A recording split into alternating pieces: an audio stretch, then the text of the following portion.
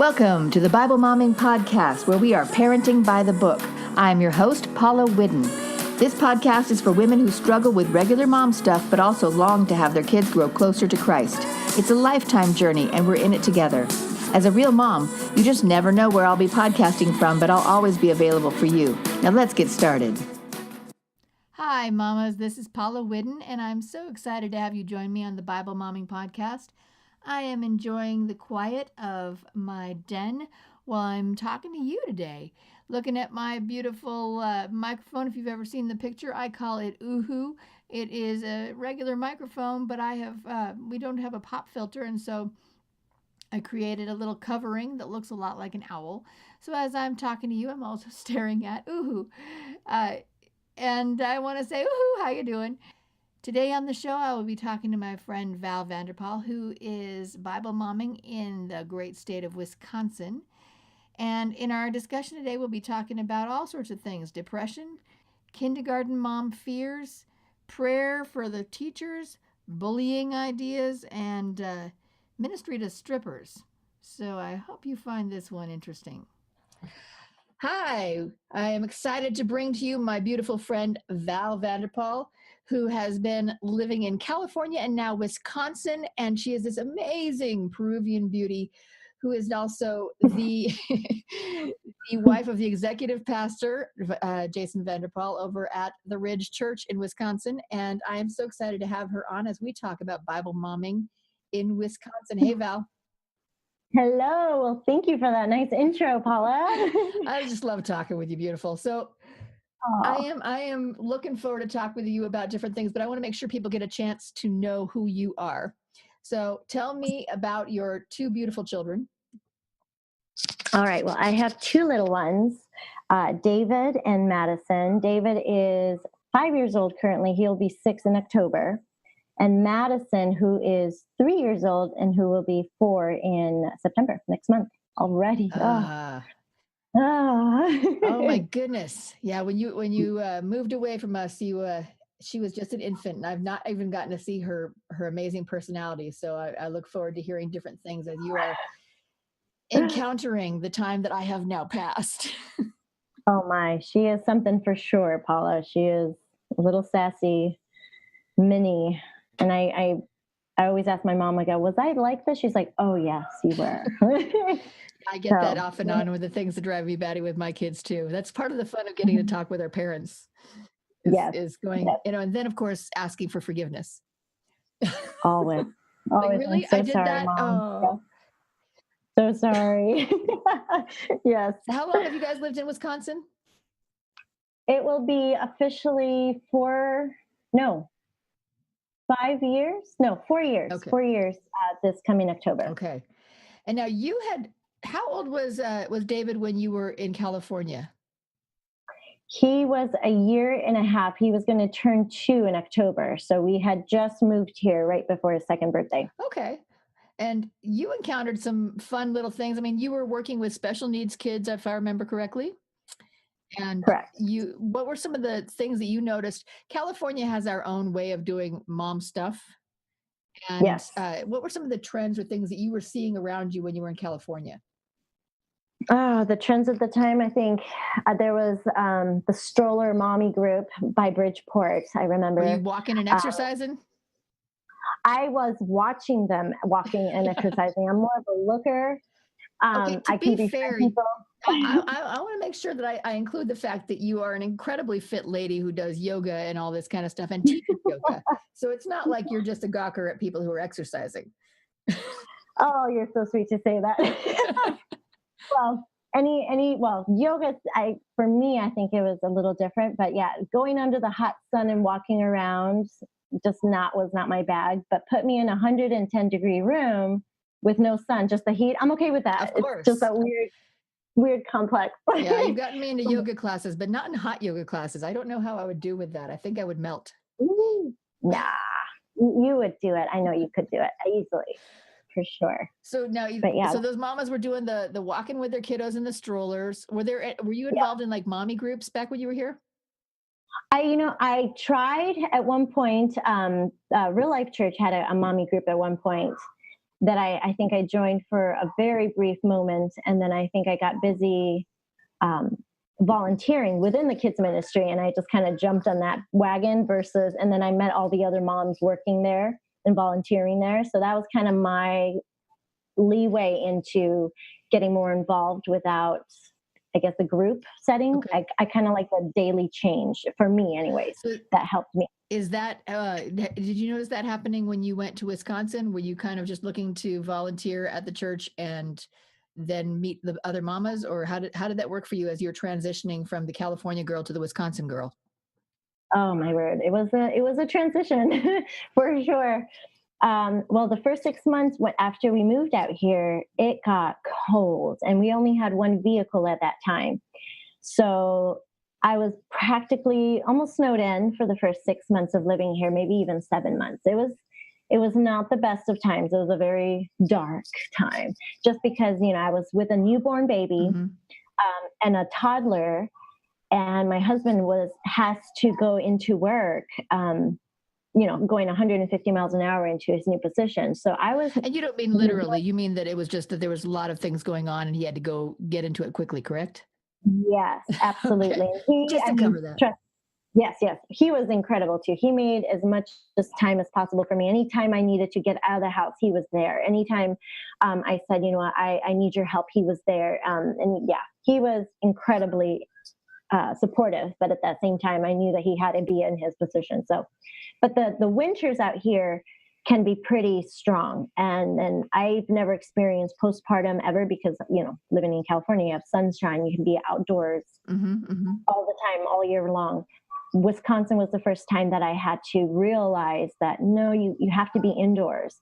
That cold outside hurts your face when you breathe it in. It was strong. So just that kind of realization.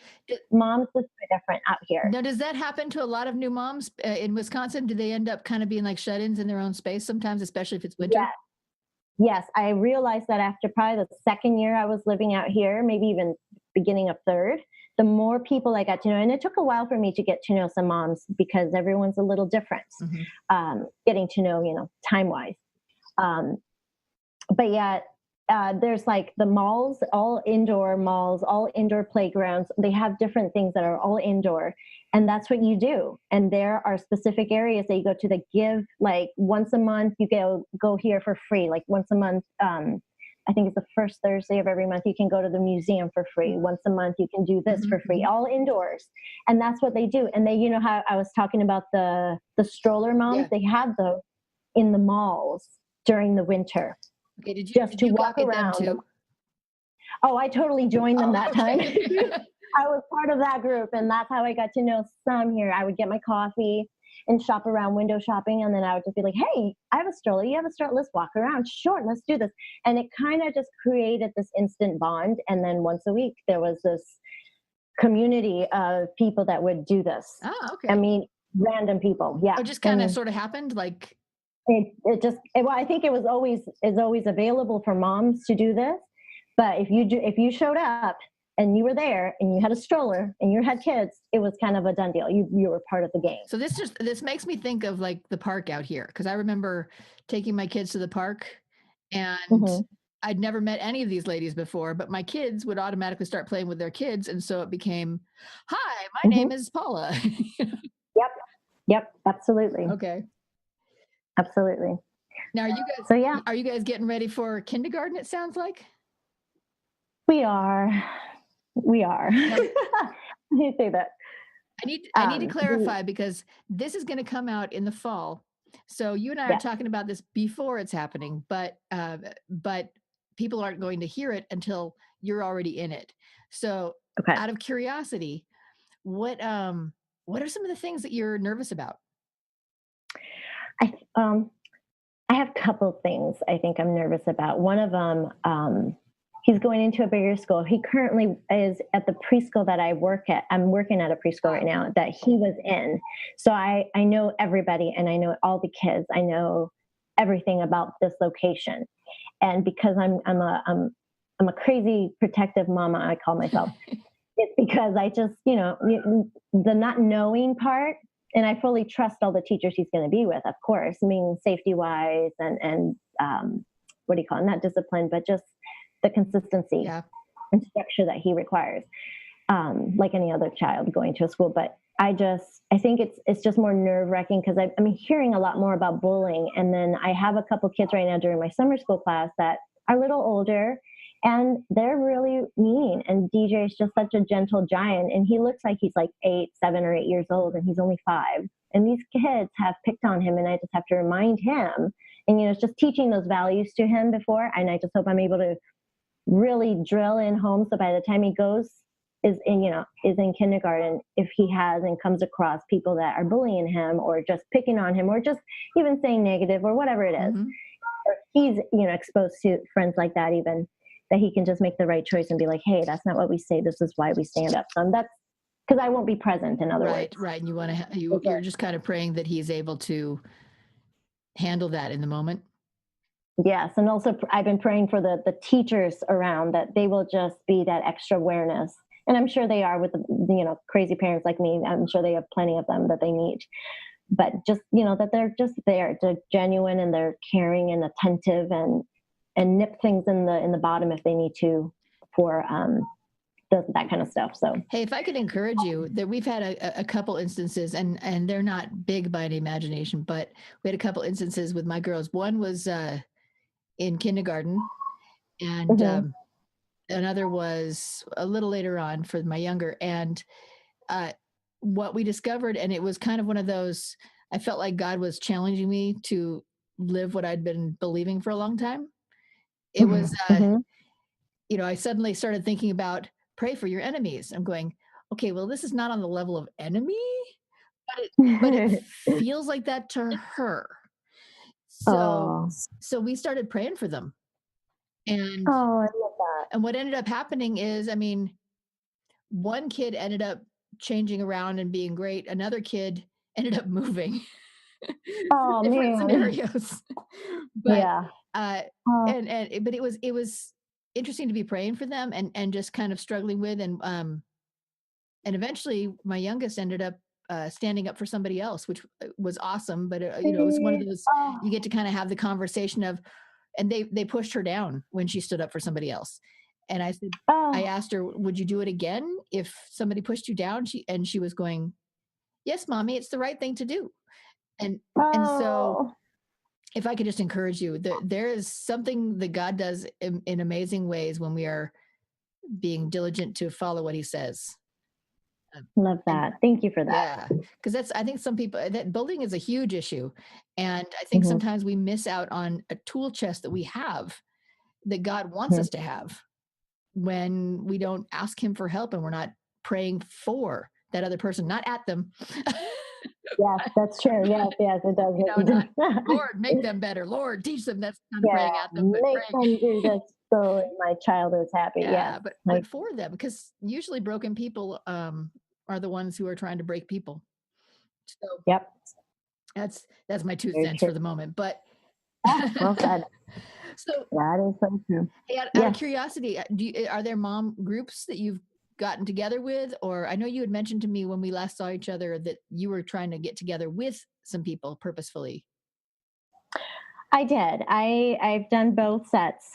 So we have our life groups out here. We call them Ridge groups. I've gotten pretty close with the women in my group right now, and we've done getaway trips. We went up to this place called Door County, which is about 4 hours north from here. And it's gorgeous, right by the lakes. One of the gals has a home up there, so we were able to crash it and just have fun and just be free with the girls. Got to know, just gotten closer friendship-wise. So that's been a huge thing. And I have another set of girls from a previous group, because our group has multiplied 3 or 4 times already. And I've gotten a hold of the other girls. So we're planning to do another trip soon. And if not, just double dates, double, triple dates with different couples, getting to know the women more, the men more. It's been nice just for that kind of fellowship. It's been nice just to get to know just different people from outside of our circles. And then, did I tell you about the other ministry? I don't know. My brain's not remembering. Tell me about it. Okay. Okay. So a while ago, I want to say about a year and a half ago, when I finally got settled a bit more comfortable within my own skin out here, meaning I finally realized what postpartum was. Mm. I realized what seasonal depression was, dealing with all of this. Because out here, it's a thing. It's a big thing. Yeah. To the point that I had to go and get a tanning membership, which I don't tan, but it helped me. Not just to keep my tan throughout the year, but like it helped me with the extra vitamin D. I did take extra vitamin D stuff, but anyways, so after I got comfortable with dealing with that a little bit better, every year gets better. I started thinking about what else can I do that I can personally reach out and where my passions are, like what I can do. And I love meeting new people and I love pouring into them and just kind of well, I guess you say mentoring them, but I love that. What do you call it? Sounds like discussion, just being able to talk and share and live life together. Just be real. Absolutely. With nothing attached, with nothing representing, right. Just showing really the love of that they may be lacking or they've never been shown before. So I thought about doing a ministry for women that are in strip clubs, strippers. Okay. And that's a group a lot of people don't think about or don't want to because it's uncomfortable. It is uncomfortable. It brings on a whole bunch of broken marriages. It brings up about a whole bunch of just broken relationship, broken background, just brokenness in general. And I've been feeling a pull more and more. A friend of mine lives so close to one club in particular. I'm like, let's just go over there right now. Let's just walk up to there right now and just go in and let's just buy the girls lunch or dinner or whatever they want. I don't care. I will pay for it. I want to do this. And there's been just a lot of like walls being built around different people that I've been talking about this. So I kind of waited a year. I even wanted to do this myself, but I'm like, safety wise, maybe not. It's better. Well, and even the Bible says go out in groups of at least 2 or more. So, in numbers. Yeah, exactly. Because you can support one another. Yes. So I am finally, I can honestly say I'm on board now within a group that God's timing is just awesome. So I received an email via our lead pastor, and he's on sabbatical right now, but so his staff forwarded it to Jason, and Jason gave it to me. It was regarding a church that our lead pastor had just spoken at during his sabbatical, and one of the gals from that church reached out to him regarding the ministry that they do. And I almost basically cried when I was reading this. I'm like, oh, I knew it. I knew it wasn't supposed to be forgotten. I knew it. So somebody's already doing this and you got to join them? Yes. So I am beside myself of how how it is. Got to meet the leaders of the group, and I get to join them in the next couple of weeks and walk with, get to know some of the girls as we do this. They do this once a month. They take donations every month to build baskets of goodies for 4 different clubs. There's 12 right now in Milwaukee. The goal is to reach all of them, but they have 4 right now, and that they are in on with, that they know the girls, and so they're able just to bring a basket of goodies, love on them, not talk God, not talk anything, just be there for them. And I'm excited to go up against go alongside them and just pray against what they're fighting against. Well, and these are some women that are often forgotten in society and are dealing with their own junk and trying to figure out how to survive.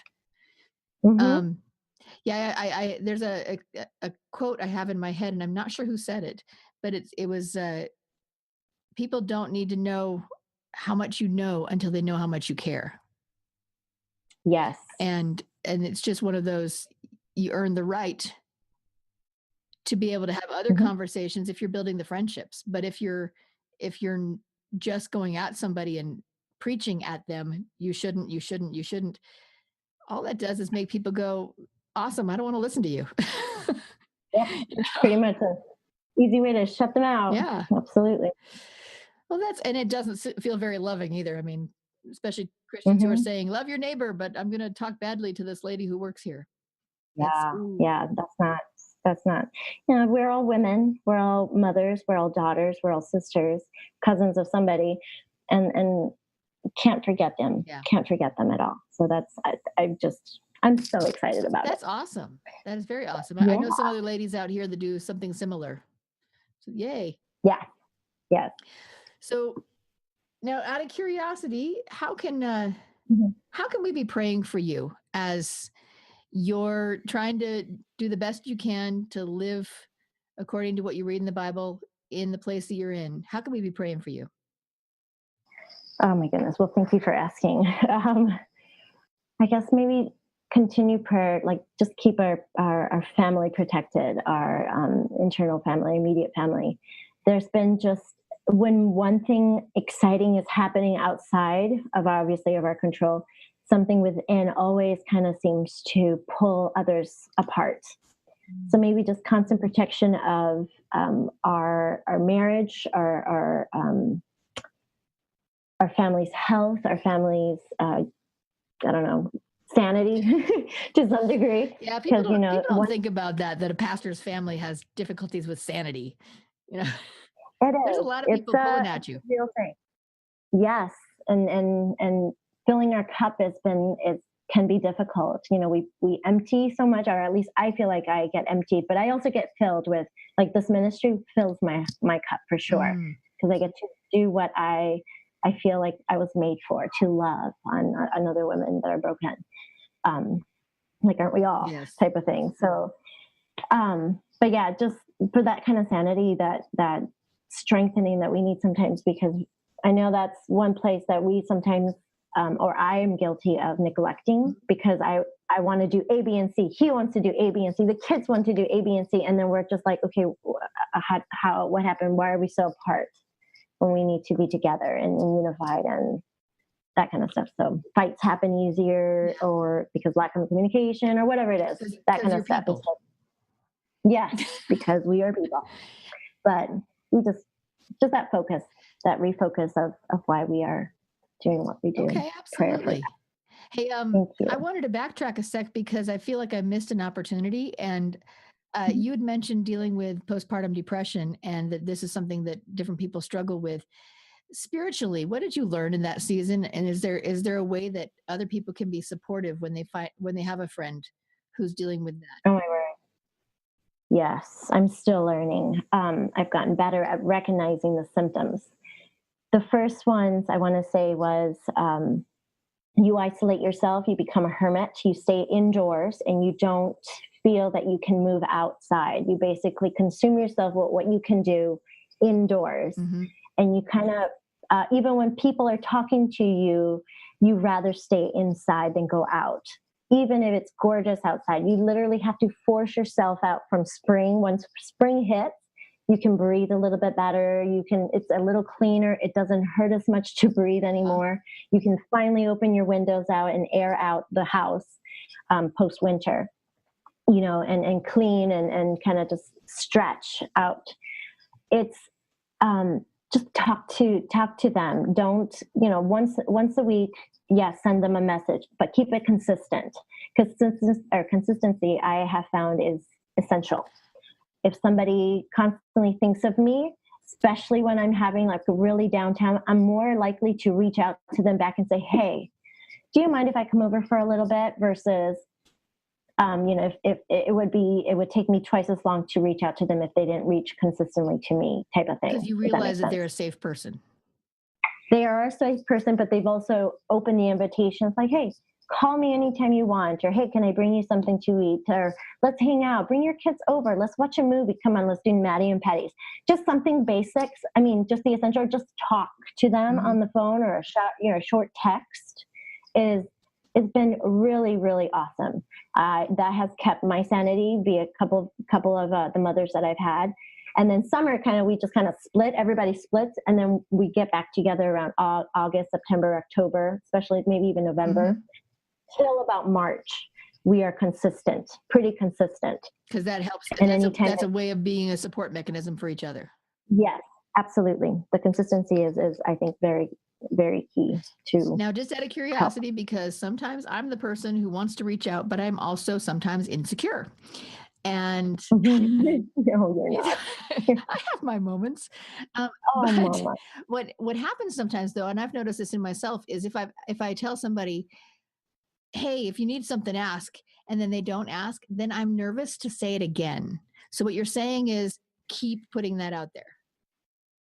I definitely would. I definitely would. Whether it's a text, whether it's a card that you mail, whether it's a, hey, I bought you something, I want you to check it out. Here's a movie or whatever it is, like the Red Box. Those have been amazing. Something like that. Yeah, I'm still thinking about you, because you'll never know, like that consistency. And it doesn't have to be gifts. It could just be a simple text. It makes a difference, because there's going to be a moment in your life that you're going to need somebody right then and there when your family's not present, and you just need a friend, and you're going to be that person they think about, because you have been the most consistent.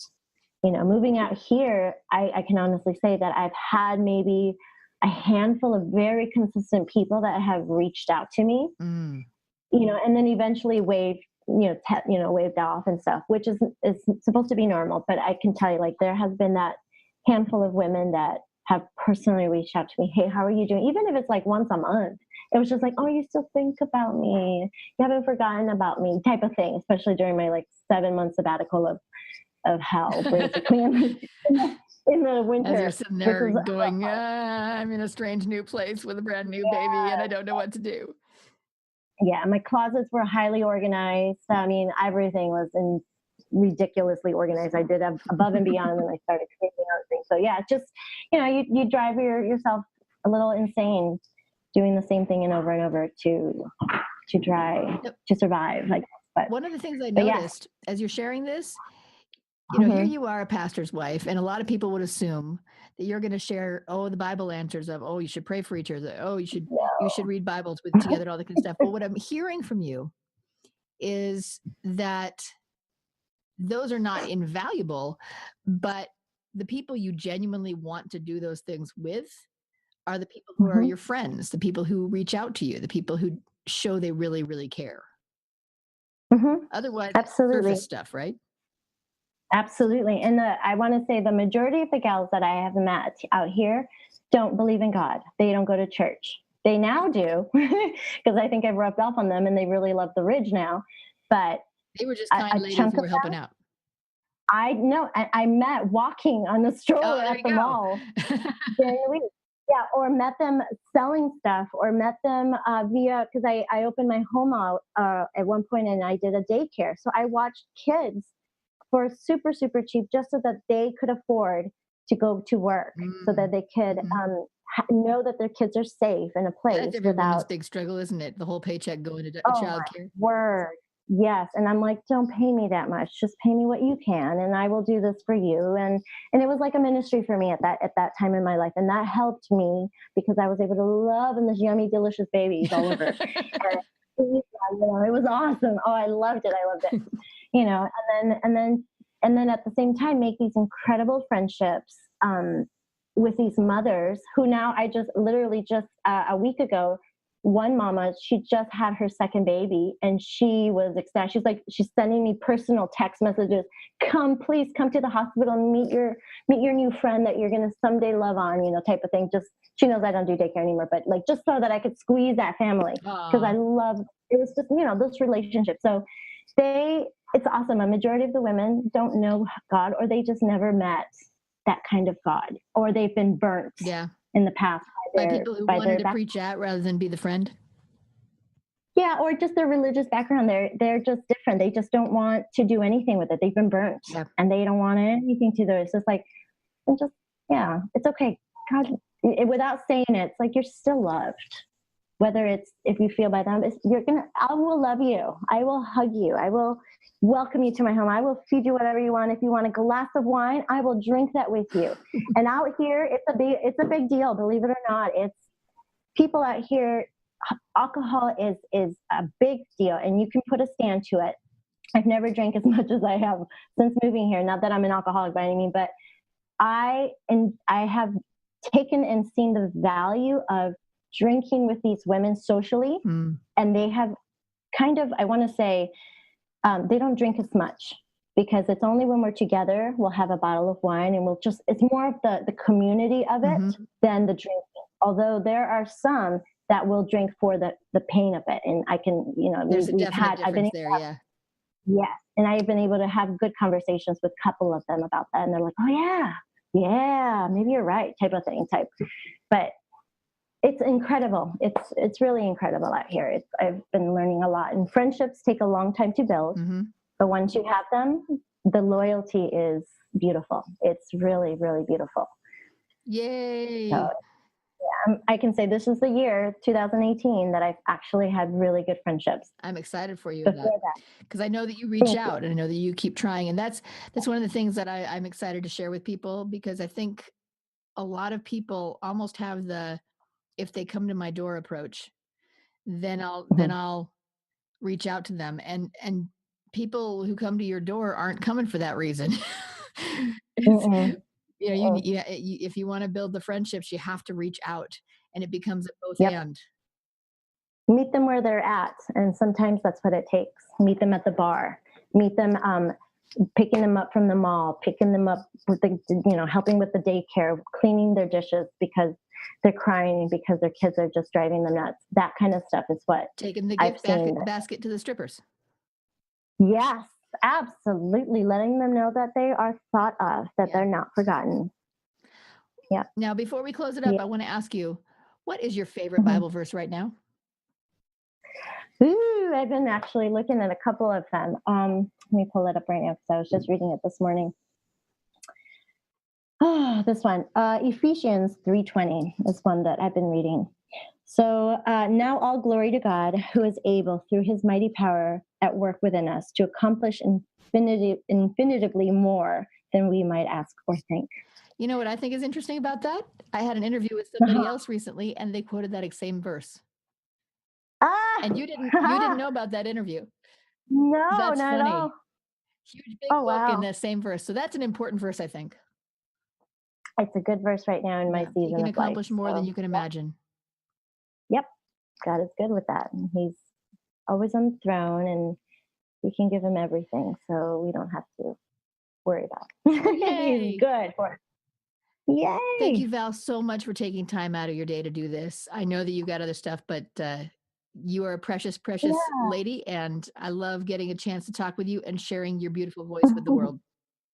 Thanks for thinking of me for this. I'm excited to help you always. Love you. Love you right back. Hey, mamas. After we finished our conversation, Val and I talked a little bit further, and I just want to clarify that Val is very careful in her ministry where she is having wine with some of the ladies. That is not my style. Actually, I come from a more conservative background, and quite frankly, we have addiction in the history of my family, and so me and alcohol are not friends. But I really respect Val and all the different people she has reached out to and ministered to over the years. She's an amazing lady, and her ministries speak for themselves. As we're wrapping up today, I just want to let you know that we'd love to have you join us over at the Bible Momming Facebook group. And if you have not joined that, please come on over and join us. If you find these podcasts helpful, please make sure to tell a friend so that they can find out about them too. And if you've never reviewed it, hey, I'd love reviews. After all, that's how we hear things on the internet. And 5 stars is wonderful. If you didn't like the show, I understand. But if you did, please pop in a review and let people know what you think. I've enjoyed this time we have together. I know you have plenty of things to do and many options. So thank you for listening. Remember, love is patient, love is kind, and that is never more real than in our families. God bless you and have a great week.